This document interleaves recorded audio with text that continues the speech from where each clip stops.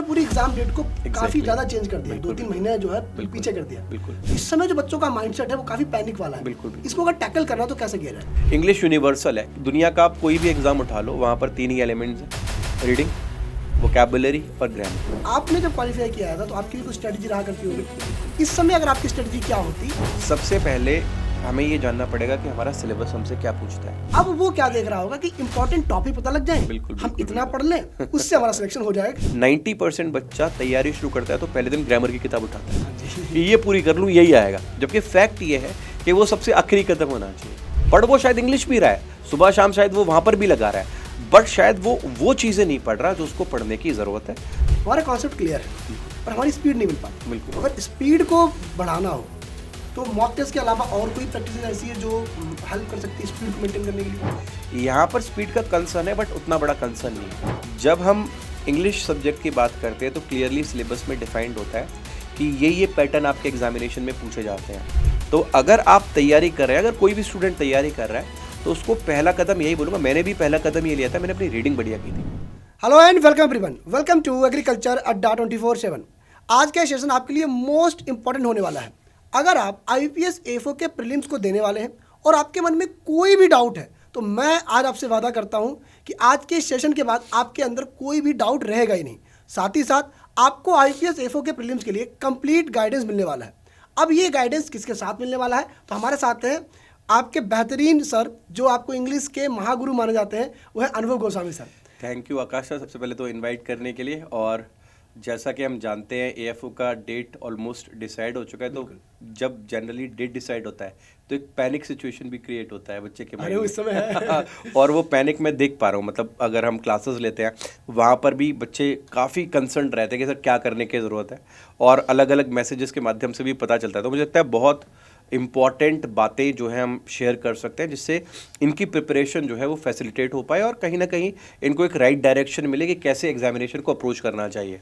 बिल्कुल। सर, बहुत से सवाल बच्चों के मन में भी होंगे, जब मैं प्रिपरेशन करता था तो मेरे मन में भी थे, आपके मन में भी होंगे। बिल्कुल। जब एग्ज़ाम डेट आउट होती है, जब हम किसी एग्ज़ाम की तैयारी स्टार्ट करते हैं तो हमारे मन में क्लियर होता है कि इस टाइम में इसका प्री होगा, ये मेंस होगा, देन इंटरव्यू होगा, और हमें इतना टाइम मिलेगा। तो हमारी पूरी प्रिपरेशन उसी के इर्द गिर्द घूमती रहती है। बिल्कुल। लेकिन इस बार जो AFO ने, हमारे IPS ने किया है, उन्हें पूरी एग्जाम डेट को काफ़ी ज़्यादा चेंज कर दिया, 2-3 महीने जो है पीछे कर दिया। तो इस समय जो बच्चों का माइंडसेट है वो काफ़ी पैनिक वाला है। इसको अगर टैकल करना तो कैसे किया जाए? देखिए सर, जब हम पहले से एक्सपेक्टेशंस लगाकर बैठते हैं कि पर्टिकुलर डेट है, इस पर्टिकुलर मंथ में हम एग्ज़ाम देंगे, तो कहीं ना कहीं हम एक तरह से फोकस्ड होते हैं। लेकिन जब डेट चेंज होती है तो अचानक से क्या होता है, एक साइकोलॉजिकल इफेक्ट है कि अरे अभी समय कम बचा हुआ है, और जब आपका जो नॉर्मल रूटीन है वो हैम्पर होता है तो आती है एंग्जाइटी। और अभी जो मैं महसूस कर पा रहा हूँ वो यही है कि बच्चे बहुत एंग्शियस हो रहे हैं इस बात को लेकर कि डेट चेंज हो गया है, समय कम है, क्या करना है, कैसे करना है। जबकि फैक्ट ये है कि अगर इस पॉइंट ऑफ टाइम पर भी वो इस बात को समझ लें कि एग्जामिनेशन जो क्रैक करना है ना वो राइट स्ट्रेटेजी का खेल है, और अगर अभी भी आप लग जाए फर्स्ट डे से और इतना समय हमारे पास है, बहुत आसानी से प्री एग्जामिनेशन को क्रैक कर देंगे। बस वो पैनिक वाली फीलिंग से बचना पड़ेगा। आई थिंक ये सेशन मेरा और आपका इसमें बहुत मदद करने वाला है स्टूडेंट्स की।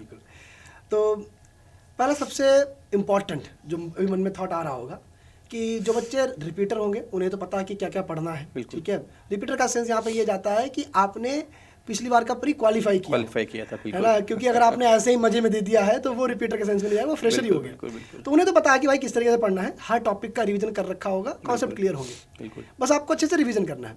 जो बच्चा इस बार पहली बार देने वाला है उसका माइंडसेट काफ़ी पैनिक में होगा मेरे हिसाब से। तो अब वो क्या देख रहा होगा कि इंपॉर्टेंट टॉपिक पता लग जाए, हम इतना पढ़ लें उससे हमारा सिलेक्शन हो जाएगा, क्योंकि कट ऑफ क्वालिफाई करना है। तो ये माइंडसेट बच्चे को रखना चाहिए। इसको कैसे टैकल करें? सर देखिए, सबसे पहले मुझे लगता है हम किसी भी एग्ज़ाम की तैयारी कर रहे हैं तो वहाँ पर कितना पूछा जाएगा, क्या कट ऑफ रहेगा, वो सब बात की चीज़ें हैं। पहले हमें अपना नॉलेज बेस बनाना पड़ेगा, क्योंकि जो भी नंबर्स की बात मैं करूं या आप करें कि इतना कट ऑफ रहता है, ये क्वेश्चंस आते हैं, वो बातें करना लाजमी तभी है जब हमारा कम से कम कुछ बेसिक्स तो क्लियर होने चाहिए, राइट? अगर हम पहले अटेम्प्ट से, जैसे अपने का जो बच्चा फ्रेशर है, जो पहली बार आए, अगर वो पहले मोमेंट से ये सोचना शुरू कर देगा कि वो क्या शॉर्टकट है जो मैं कर लूँ और एग्जाम क्रैक हो जाए, तो मुझे लगता है उसे बहुत डिफिकल्टी आएगी। पहला प्रयास हमेशा ये होना चाहिए कि मैं सीख लूँ।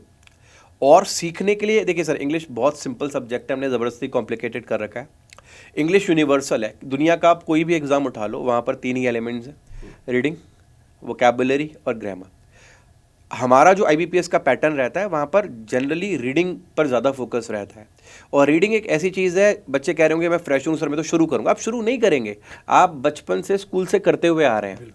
ज़रूरत है थोड़ा सा उसको राइट पुश देने की और राइट डायरेक्शन देने की, और अगर वो आपको समझा दिया जाए तो इंग्लिश एक ऐसा सब्जेक्ट है जिससे हमारा टच बहुत पहले से होना शुरू हो जाता है। लेवल्स अलग अलग हो सकते हैं लेकिन होल सोल तो वही पूछा जाना है। तो कोशिश करेंगे कि अगले कुछ मिनट में ये डिफाइन कर पाएं कि अभी अगर आप पैनिक कर रहे हो और अगर अब आप अभी आपको लगता है कि मैं एग्ज़ाम के लिए तैयार नहीं हूँ, तो वो कौन से स्पेशल इफ़ेक्ट्स हैं जो आप यहाँ स्टेप्स हैं जो आप ले सकते हो जिससे आपकी प्रिपरेशन बेटर हो जाएगी। और दूसरा जो हम ये कह रहे हैं कि शॉर्टकट्स या ट्रिक्स वगैरह वो हमें कब अप्लाई करनी चाहिए और उसको अप्लाई करने से पहले कौन सी बेसिक चीज़ें जो पहले हमें पता होनी चाहिए, उसके बारे में बात करना बहुत ज़रूरी है। बिल्कुल बिल्कुल सर, और ये इम्पोर्टेंट भी है। अब मेनली अगर हम देखें सर, आपने काफ़ी एग्जाम को क्वालिफाई किया है, IPS के एग्जाम को, RRB के एग्जाम को भी आपने क्वालिफाई किया है और SBI को भी किया है।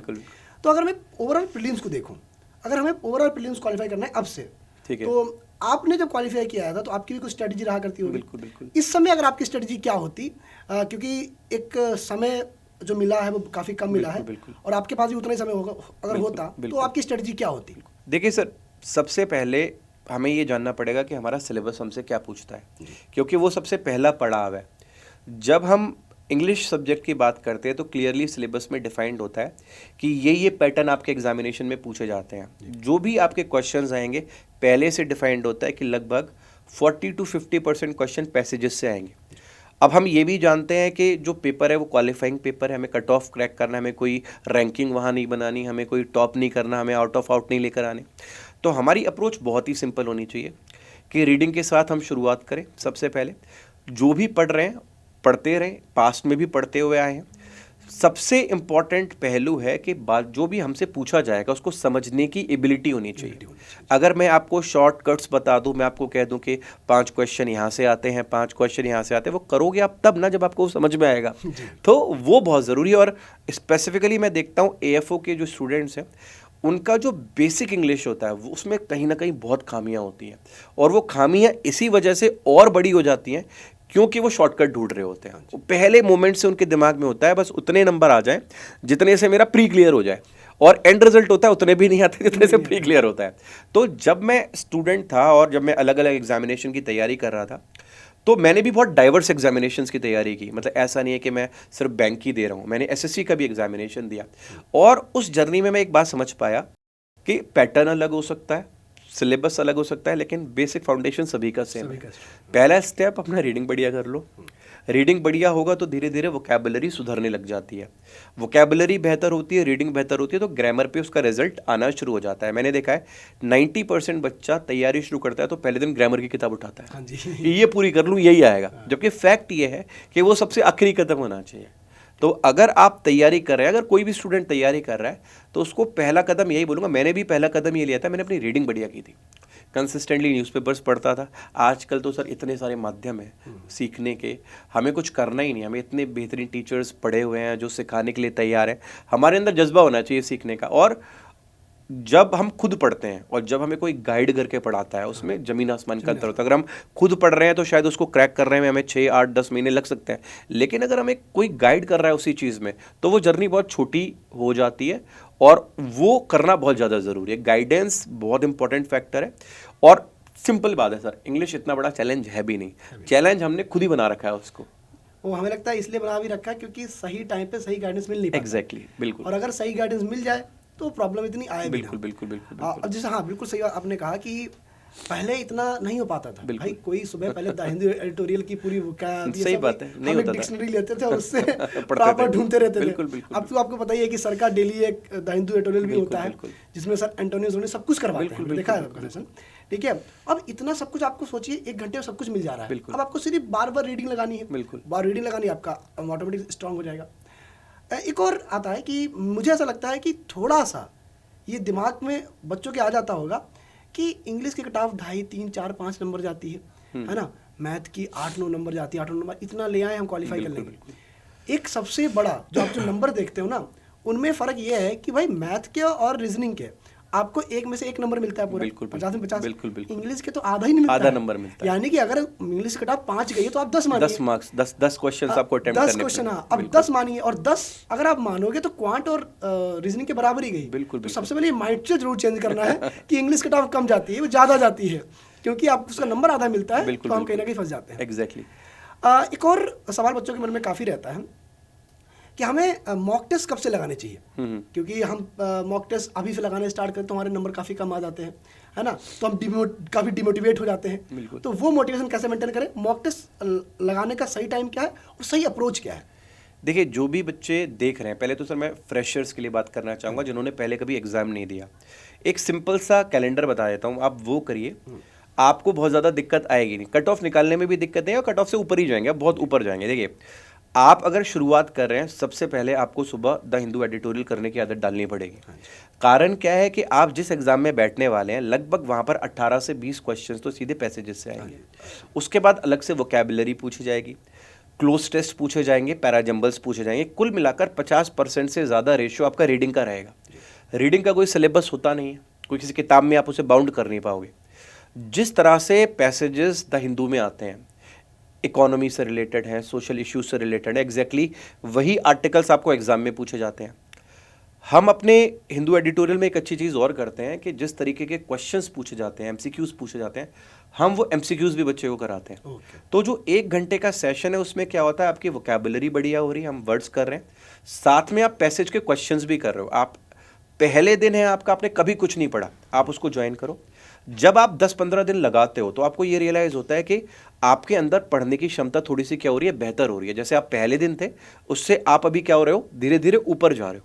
और जब ये रियलाइजेशन होने लगता है, आप सर एक सिंपल सा एग्जांपल लूंगा, छोटे बच्चों के स्कूल में कभी जाइए, आप कभी कॉरिडोर से गुजरेंगे, 1ली से 5वीं क्लास के बच्चों के स्कूल के कॉरिडोर से आप जाएंगे, तो आप नोटिस करेंगे वहाँ पर कोई टीचर ग्रामर नहीं पढ़ा रहा होगा। आप नोटिस करेंगे कोई टीचर वोकैबुलरी नहीं पढ़ा रहा होगा। आप देखेंगे टीचर जो है किताब लेकर बोल रहा है, और बच्चे क्या कर रहे हैं, रिपीट कर, क्योंकि इंग्लिश लर्निंग का सबसे बेसिक फाउंडेशन ही रीडिंग है। तो अगर वो अच्छा हो गया, और मेरा तो सर पर्सनल फेथ है कि अगर बच्चा जो भी अभी समय है हमारे एएफओ के एग्जामिनेशन में, अगर ढंग से उस समय तक एडिटोरियल क्लास लगा लेता है तो उसकी बहुत सारी समस्याएं सॉल्व हो जाती है। आंख बंद करके उसको फॉलो करे, और उसके साथ साथ दूसरी चीज़ें करने की ज़रूरत है। जैसे आपने एडिटोरियल करना शुरू की, आपकी रीडिंग और वोकैब बढ़िया हो गई, अब आपके एग्जामिनेशन में ग्रामर के क्वेश्चंस भी आएंगे, आपके एग्जामिनेशन में अलग अलग पैटर्न भी आएगा, वर्ड स्वैप भी आएगा।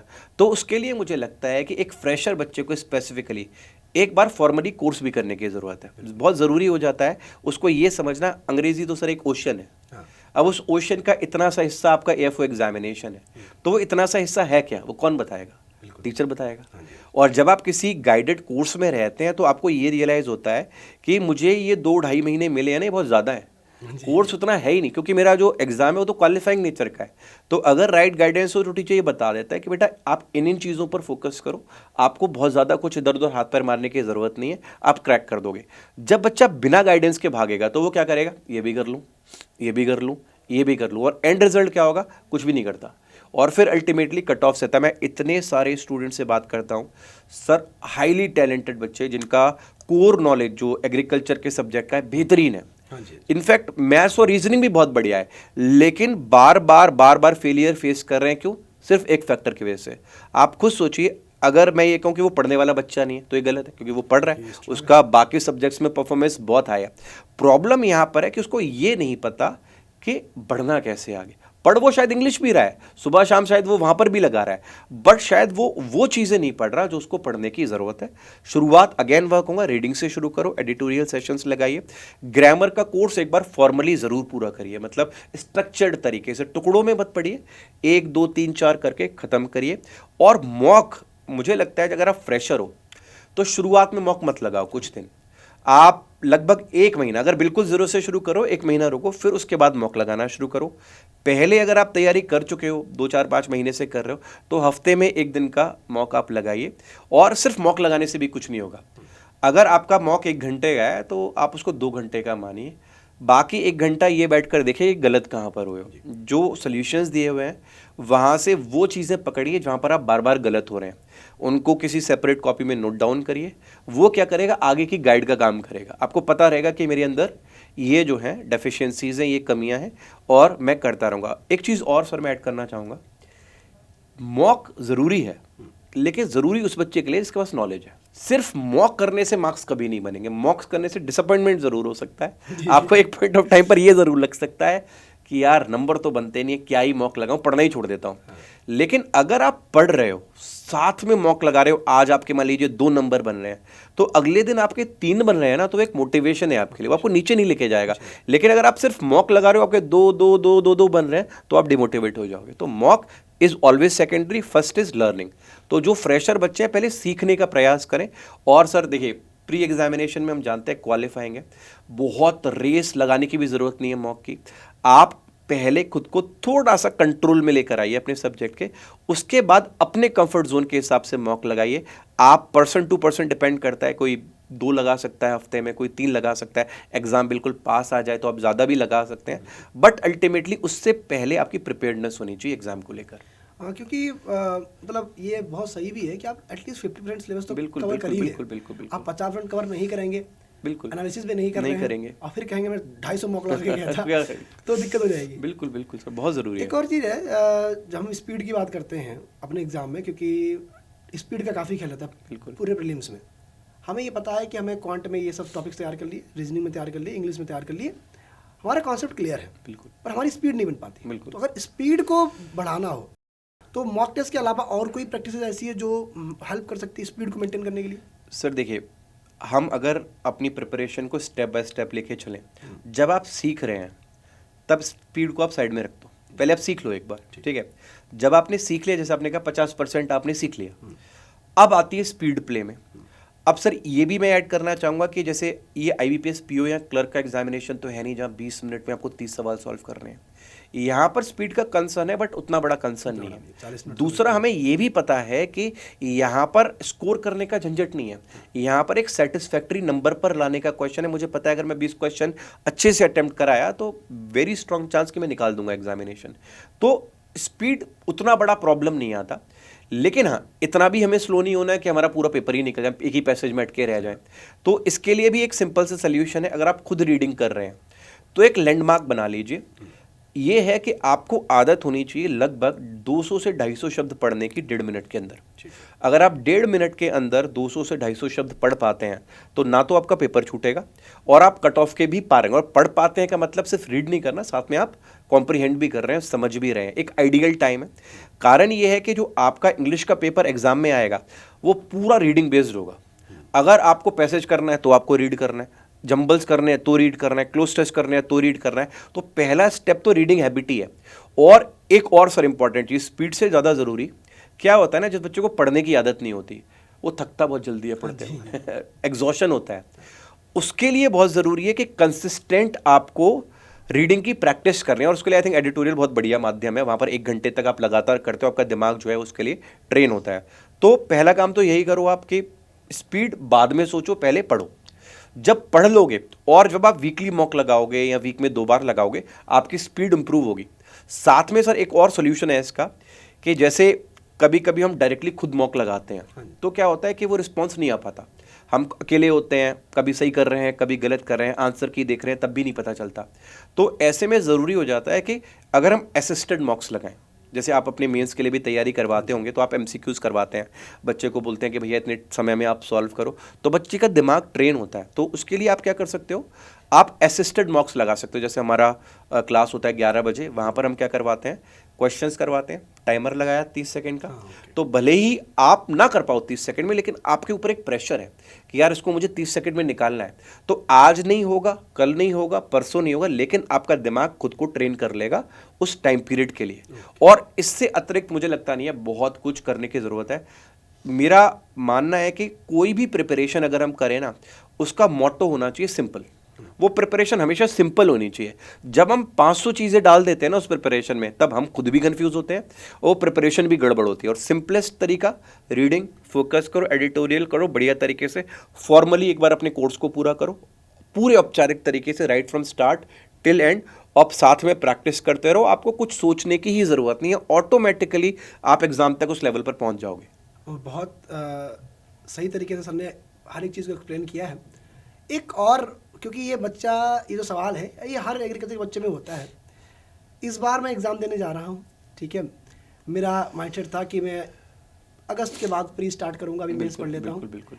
अब मेरा माइंडसेट ऐसा है कि अब अगर, क्योंकि अब जल्दी एग्जाम होने वाला है, मैं कितने घंटे पढूं कि मेरा प्री निकल जाए। ये सवाल बच्चों के मन में काफ़ी आता है, कितने घंटे पढूं कि मेरा प्री निकल जाए, कितने घंटे पढूं कि मेंस निकल जाए। इस पर क्या आपके विचार है? सर मैंने बहुत सारे वीडियोस देखे हैं जहाँ पर अलग अलग टीचर्स गाइड करते हैं कि इतने घंटे इंग्लिश को दो, इतने मैथ्स को दो। मुझे लगता है सर इसका कोई फिक्स्ड आंसर नहीं है। कारण क्या है कि हर बच्चे की रिक्वायरमेंट अलग अलग होती है। मान लीजिए एक बच्चा AFO का एग्जामिनेशन दे रहा है, उसका मैथमेटिक्स बड़ा कमज़ोर है लेकिन वो इंग्लिश और रीजनिंग में बढ़िया करता है, राइट। एक बच्चा ऐसा है जिसका इंग्लिश बहुत कमज़ोर है लेकिन मैथ्स और रीजनिंग में बढ़िया करता है। तो एक सिंपल सा फॉर्मूला बना लो आप कि अगर मान लीजिए आपके पास दिन में 4 घंटे हैं प्री एग्जाम को देने के लिए, तो जो आपका वीकेस्ट लिंक है उसको आप 50% टाइम दीजिए। 4 घंटे हैं तो अगर आपका सबसे कमज़ोर सब्जेक्ट अंग्रेजी है तो आप 2 घंटे अंग्रेजी के लिए निकालिए, ठीक है। उसके बाद जो 2 सब्जेक्ट्स बचे उसमें 50-50 टाइम को डिवाइड कर लीजिए। जब आपको लगे कि हाँ मैं बेहतर होने लगा हूँ तो आप 1/3 कर दीजिए। लेकिन जब आप तैयारी शुरू कर रहे हैं तो सबसे पहले उसी चीज़ पर अटैक करना ज़रूरी है जो सबसे कमज़ोर है, क्योंकि वही लेके डूबेगी एग्जामिनेशन में। और नहीं भी डूबेगी तो हमारे बैक ऑफ द माइंड हमेशा रहेगा कि ये सब्जेक्ट मेरा क्या है, वीक है। और अक्सर सर एक चीज़ और यहाँ पर गौर करने वाली है कि जिस सब्जेक्ट में हम अच्छे होते हैं हमारा करने का भी वही मन करता है। मैथमेटिक्स बढ़िया, नंबर बढ़िया आएंगे तो पूरे दिन मैथ्स ही कर रहे हैं, चाहे इंग्लिश में 0 आ रहे हो। तो याद रखो टैक्टिकली ये स्ट्रैटेजी गलत है। आपको पहला सब्जेक्ट जो उठाना है ना वो उठाना है जिसमें आप सबसे कमज़ोर हो। क्योंकि मैंने देखा अक्सर बच्चे सबसे आखिरी में उठाते हैं उस सब्जेक्ट को जहाँ वो सबसे कमज़ोर है, क्योंकि उनका वो करने का मन नहीं करता। तो सबसे फ्रेश माइंड के साथ वो सब्जेक्ट उठाओ जिसमें आप सबसे कमज़ोर हो। 50% आपके पूरे दिन का टाइम। और सर एक और चीज़ मैं ऐड करना चाहूँगा यहाँ पर कि टाइम 3 घंटा 4 घंटा वो करने से बेहतर है आप एक टू डू लिस्ट बना लो। उस टू डू लिस्ट को फॉलो करो। जैसे मान लीजिए आपने कहा कि आज मैं 50 क्वेश्चंस प्रैक्टिस करूंगा मिक्स तरीके के। अब उन 50 क्वेश्चंस में आपको चाहे 40 मिनट लगे चाहे 60 मिनट, आप करो कॉम्प्रोमाइज़। तो उससे क्या होगा, आप एक्टिव रहोगे। अगर आप टाइम बेस्ड बनाओगे ना तो आप 2 घंटे पढ़ रहे हो लेकिन काम उसमें 1 घंटे के कर रहे हो, आप इधर देख रहे हो उधर देख रहे हो। लेकिन अगर आपका टू डू लिस्ट तैयार है और अगर आप डेली उसको फॉलो कर रहे हो तो आप मोटिवेटेड भी रहोगे और अल्टीमेटली आपको ये रियलाइज होगा कि जो आपने टाइम टेबल बनाया था ना उससे कम समय में आप उससे बेहतर पढ़ाई कर पा रहे हो, क्योंकि आपको पता है मुझे फ्री होना है। जब टाइम टेबल होता है तो हमें पता है इतने घंटे देना ही है, चल रहा है काम, कोई दिक्कत नहीं है। तो टू डू लिस्ट बनाओ, उस पर काम करो, बहुत जरूरी है। मतलब एफिशिएंसी काफी जरूरी है। एफिशिएंसी बहुत जरूरी है कि 2 घंटे पढ़ना है, बिल्कुल बिल्कुल, 2 घंटे कैसे ही पढ़ना है कैसे भी पढ़ लेंगे। एक सबसे बड़ा डिस्ट्रैक्शन सोशल मीडिया का तो मैं आपके एक्सपीरियंस से जानना चाहूँगा, सोशल मीडिया को कैसे अपने फ़ायदे के लिए यूटिलाइज करें? सर देखो इस बारे में बहुत अलग अलग मत है। मेरा पर्सनल फेथ ही है, आपको जो करना है वो करो, ठीक है। एक फोकस्ड बच्चे की पहचान होती है कि जिस चीज़ पर वो फोकस्ड है ना उसको कोई चीज़ डिस्ट्रैक्ट नहीं कर सकती। अब जैसे मैं अपनी बात करूं, अगर मैं आज बच्चों से कहूं कि आप इंस्टाग्राम रील मत देखो, मैं खुद देखता हूं सर 40-50 मिनट डेली, बट मैं देखता, मेरा एक टाइम लिमिट सेट है क्योंकि मुझे पता है मेरी और ज़्यादा इंपॉर्टेंट ड्यूटीज़ हैं, हम उसको साइड में रख के नहीं देख सकते। क्या होता है ना सर, हर दिमाग रिलैक्सेशन मांगता है, हर दिमाग मांगता है कि थोड़ा रिलीफ आए, पूरे दिन मेहनत करके आए हैं। तो ये कहना कि मत करो, वो क्या होगा, वो रिपेल करेगा आपको तैयारी से, आपको तैयारी बोझिल लगेगी।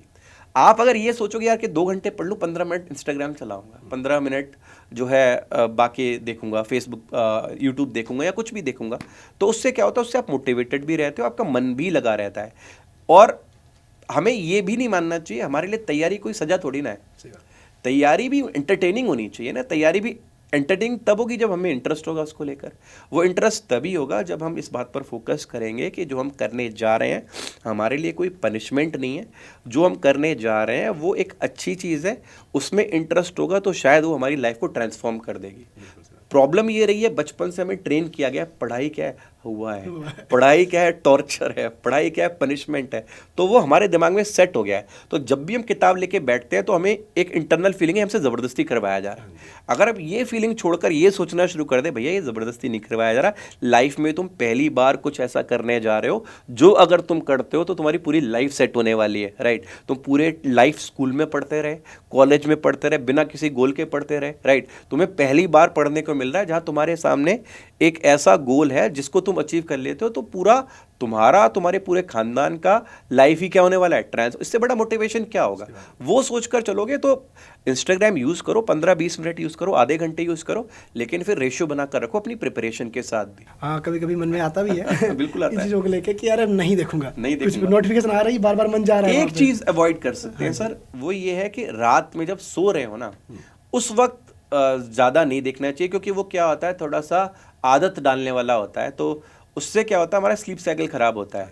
मान लीजिए अगर हमें सुबह उठकर मान लो 8 बजे क्लास लगानी है, 11 बजे हमने देखना शुरू किया, देखते ही जा रहे हैं, 1 बज गया, 2 बज गया, तो उससे क्या होता है, फिर अगला दिन इम्पैक्ट होता है। तो वो कहीं ना कहीं अवॉइड कर सकते हैं, वरना जो देखना है देखो, पढ़ाई बढ़िया होनी चाहिए। एक सवाल है उन बच्चों की तरफ से जो आगे चल के एफओ देने वाले हैं। हमें उसको पहली बार में निकालना है, हमें किस ईयर से तैयारी स्टार्ट करनी चाहिए? 4 ईयर की हमारी डिग्री है, किस ईयर से हम तैयारी स्टार्ट करें कि हमारा इंग्लिश, मैथ और रीजनिंग पूरा एकदम स्ट्रांग हो जाए? देखो सर, अगर आपका होल सोल गोल है कि मुझे एएफओ ही बनना है, तो जितना जल्दी करोगे उतना बेहतर है। अगर आपका गोल ही है, ठीक है, तो उसमें मैं ये नहीं कहूँगा कि आप सेकंड ईयर में करो, थर्ड ईयर में करो। डिपेंड करता है कि आपका बैकग्राउंड कैसा रहा है, ठीक है। आप अगर कंफर्टेबल रहे हो शुरू से इंग्लिश, मैथ, रीजनिंग में, तो आप सेकंड ईयर, थर्ड ईयर से कर सकते हो। अगर आपको लगता है कि यार ये मेरे कमज़ोर सब्जेक्ट्स हैं, तो आप पहले दिन से ही शुरू करिए, और जितना जल्दी शुरू करोगे। देखो सर, कुल मिलाकर बात ये है, तो ये कंपटीशन ही, कंपटीशन का मतलब है जितना हम बेहतर दूसरों से प्रिपेयर्ड हैं, उतना हम बेटर एग्जाम में करेंगे। तो जो पहले शुरू करेगा वो बेहतर रहेगा। हाँ, एक काम चैलेंज मैंने अक्सर देखा है, जो बच्चे ग्रेजुएशन कर रहे होते हैं, उनके पास उनके कॉलेज का चैलेंज होता है कि वो कॉलेज भी जाते हैं, साथ में प्रिपरेशन भी करते हैं, फिर उनके कोर सब्जेक्ट्स भी पढ़ने होते हैं, तो ऐसे में समय वो थोड़ा सा कम निकाल पाते हैं। तो इनिशियली वो बच्चे जो फर्स्ट ईयर में हैं, सेकेंड ईयर में हैं, वो एक बहुत लंबा चौड़ा टाइम टेबल इसके लिए ना बनाए, क्योंकि उनके पास समय है पढ़ने के लिए। तो वो टारगेटेड पढ़ाई करें कि आज मैं 1 घंटा इंग्लिश पढ़ने वाला हूँ, इंग्लिश में ये कवर करूँगा, कल मैं शायद 1 घंटा मैथमेटिक्स कवर करूँगा। तो एक स्ट्रक्चर्ड तरीके से रेगुलरिटी के साथ करोगे तो हो जाएगा। वो बच्चे जो, मुझे लगता है कि स्पीड में उन बच्चों को आना चाहिए जो अपीयर करने वाले हैं या जिनके पास आखिरी साल है, तो वो क्योंकि कंपटीशन का पार्ट ट्रू मीन्स में बनने वाले हैं, तो उनको तो फिर जितना वो टाइम देंगे उतना कम ही रहने वाला है।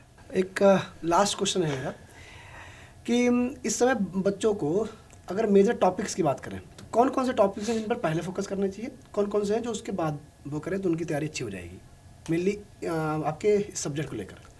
देखो सर, अगर मैं एग्जामिनेशन को डिवाइड करूं, जो ट्रेंड रहा है पिछले 3-4 सालों का, हर बार हमें 2 पैसेजेस देखने के लिए मिलते हैं।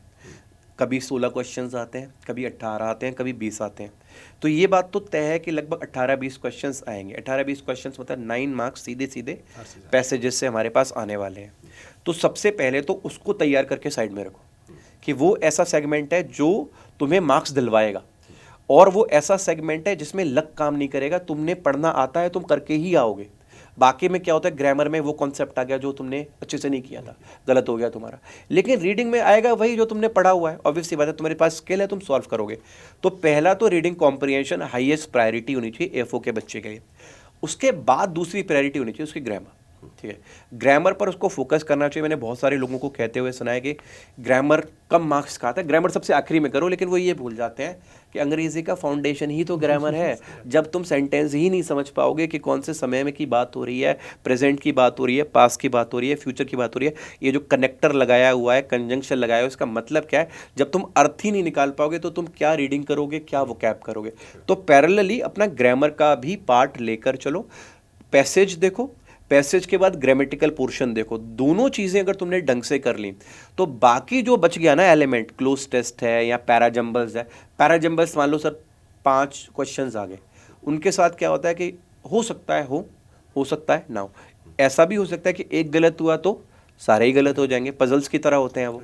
तो वहाँ पर हम सर्टेनिटी के साथ नहीं कह सकते। तो हमारा फुल प्रूफ प्लान होना चाहिए कि रीडिंग 100% करके आऊँगा, ग्रामेटिकल पोर्शन बढ़िया करके आऊँगा, और फिर उसके बाद जो सिंगल 1 लाइनर क्वेश्चंस हैं, जैसे फिलर्स हैं, तो वहाँ पर मान लीजिए 5 फिलर्स हैं, हो सकता है 2 नहीं आते, 3 आते हैं, हो सकता है 3 नहीं आते, 2 आते हैं, कुछ ना कुछ स्कोर करने का मौका रहेगा।